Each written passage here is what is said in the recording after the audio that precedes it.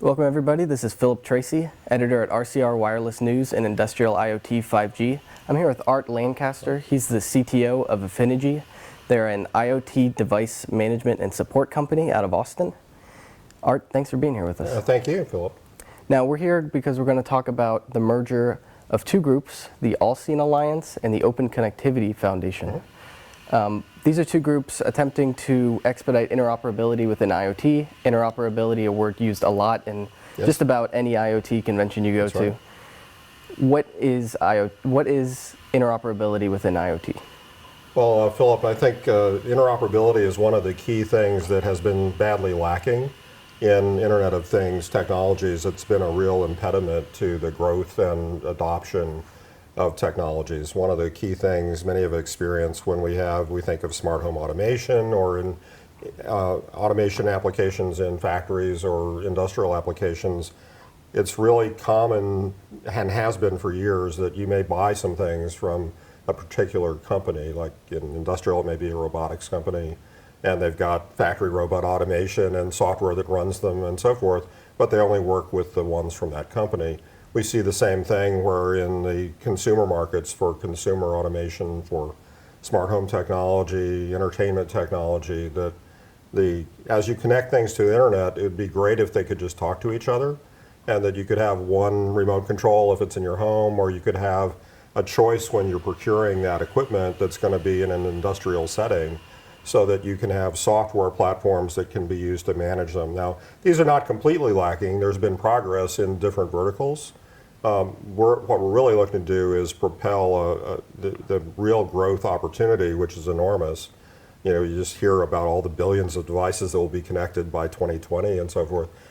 That really needs the kind of work that Open Connectivity Foundation is doing to create a broad base of interoperability between participating companies in a consortium framework. And so IoT has many different layers. Yes. Devices, networks. Can you talk about each of those layers and what needs to be done? Well, I think I'll start with the type of automation that we have had for many years. It's very mature, are things that we think of like smart switches or thermostats, things that talk with protocols like Z-Wave, Zigbee. There's also some protocols like lighting called BACnet and so forth. A lot of these protocols that are very mature, have been around for years, again, don't have a lot of power or ability to connect with other layers. So the focus of this major effort, this was where Allseen Alliance started. It was called Open Internet Consortium at the time when it started a couple years ago. These were two groups that we were very involved in the founding of the Allseen Alliance as a founding member.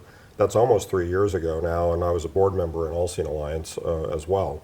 Now that we're merged, it's interesting fitting them together, but back to this particular point on the different layers.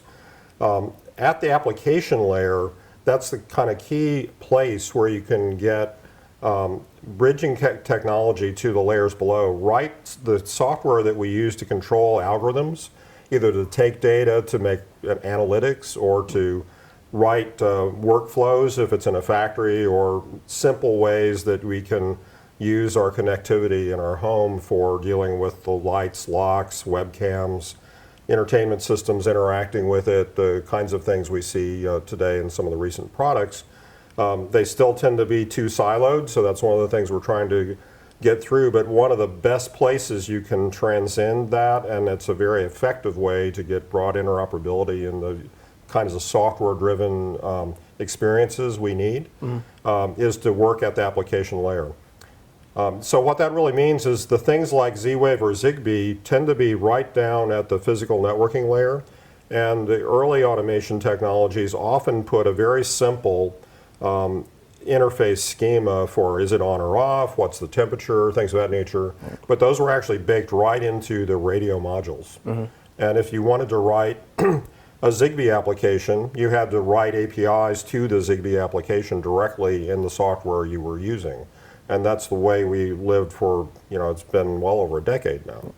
So what we're doing now is creating standard specifications in OCF that you can have connectivity specs between each of these other technologies. And we have partnering agreements, already formal liaison agreements with groups like IPSO and IIC and with the Thread Group, and with Thread has a relationship with Zigbee, so Zigbee comes in through that. Some of the technologies are proprietary, like Z-Wave. So in the case of Z-Wave, we can interoperate with Z-Wave, but that's because we have members that make API connections between our specs and software that's in the open source and those physical layer technologies. Okay. Very similar to the networking stacks in the OSI model, where we have Ethernet and we have the 802 specs, and then above those we have the usual TCP/IP, and the same kind of layering is applicable. The broad interoperability of the internet came through TCP/IP and the W3C group for web technology. You can really think of what we're doing in OCF as being very much like at that web layer, which is application protocol specification and standardization. Great, and another really main area of focus within IoT is the network side of things. There's a lot of talk about, there's so many different ways to connect devices, sensors, yes, that kind of thing. One that's really coming on strong is the network with, LTE versions, low power, right, LTE. Can you talk about how that will change interoperability? Well, I think one of the more interesting things that I think of when I think about the type of technology like low power, or low power often goes with a device that's battery operated and maybe even connected with a cellular technology in the network. And so one of the really key ways to get broad interoperability is to extend the reach to cover, it doesn't matter how the device that is automated is connected, but we can still reach it, and getting routes from those devices and having a security model that allows that. So that you can have devices connected in a local network with Wi-Fi, you can have some others with Bluetooth, and you can have some on a cellular network, and yet they actually all know about each other through the kinds of specifications we're developing and the open source software to go with it.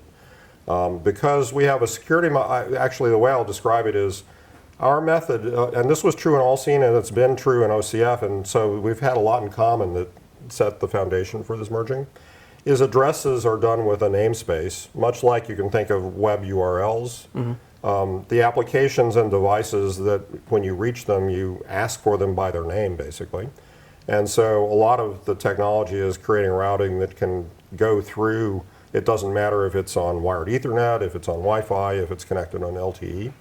And then we have a very sophisticated approach for doing security on an end-to-end basis. Very important. Right, so that identity can be connected into a security management. Some of these techniques are the classic, very high-grade enterprise type security, but because of the ability and technology and the power of software, you can make those actually easy to use in consumer settings, and also keep them lighter weight. So there's been a lot of progress in lightweight technologies to get into low-end devices, but still have high-quality security.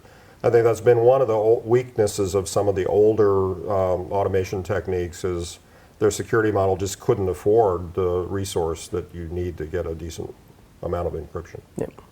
And does the nature of IoT, billions of devices, does that complicate things? Does that make things more difficult? I think this is a matter of yes. The answer is yes. It's actually one of the reasons it's important to be able to have a concept of domains of groups of devices that are relevant to each other, and how those domains can be built in a very rich way so they're extensible. I've gone through a lot of presentations over the last few years where one of the early ideas was every device is just going to connect to cellular, and it'll be connected to the cloud, and so everything just talks to the cloud all the time. And actually that's not a good model, because if you have billions of devices always talking to the cloud, the cellular network itself is going to have problems because the traffic will be high. So you need to create ways that the fast, high amount of communication, which many of these devices have streaming data, they've got all kinds of things that you have to be very a good architecture. So that's actually one of the more exciting areas of progress, I think, is how that is developing. Great. And everyone has their own timeline for when they think 5G will happen and IoT will kind of come along with it. Do you have your timeline for when we want an easy to use platform for Yeah, I mean, just about all in IoT? reality, a lot of it's already here, and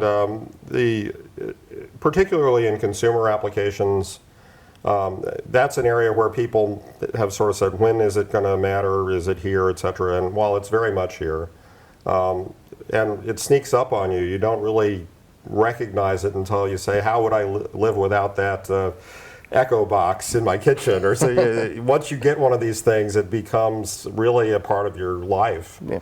And so you really miss it if you don't have it. And I think in the case of industrial automation, a lot of this is very mature, high volume use, and it's just growing very rapidly, especially as the benefits of analytics, of instrumenting things, becomes very cost effective. So that now you can really build statistical process controls into your processes. You can instrument little handheld tools and bring them into a network that you would have never thought you could do before. And so it's really exciting, the opportunities that come from the ability to do that. Yeah, certainly. Well, Art, thank you very much for being here with us. Thank you, Philip. And we look forward to the development in IoT interoperability. Thank you very much.